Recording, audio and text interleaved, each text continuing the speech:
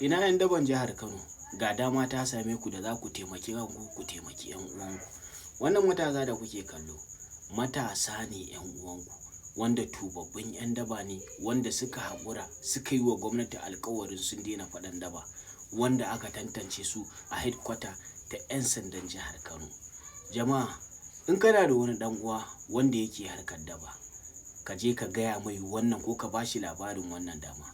Ga duk wani ɗan daba, ko da kana da laifi, gwamnati za ta iya duba laifin ta yafe ma domin gobanka. Sannan akwai wani tsari da gwamnatin ta yi domin taimakon matasan, shine duk wanda yake son yin karatu, gwamnati za ta ɗau nauyinsa ya ci gaba da karatunsa. In sana'a kake son yi, akwai hanyar sana'o'i da gwamnati za ta ma. Duk wani abu da kake so, gwamnati za ta ma domin gyara gobanka. Jama'a matasa, mu ji tsoron Allah, mu tsaya mu gyara gobanmu. Faɗan daba ba layi ba ne.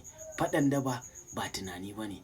Ƙwacen waya ba kyakkyawan tunani ba ne. Mu guji faɗan daba ko don iyayenmu. Mu guji faɗan daba ko don ɓata wa 'yan uwanmu rai, ko don ɓata wa iyayenmu rai.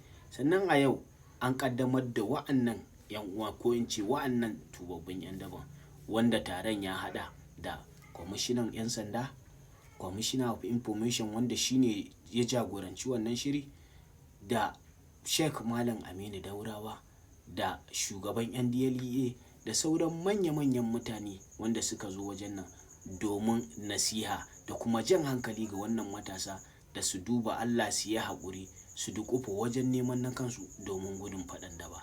Faɗan daba ba yi ba ne.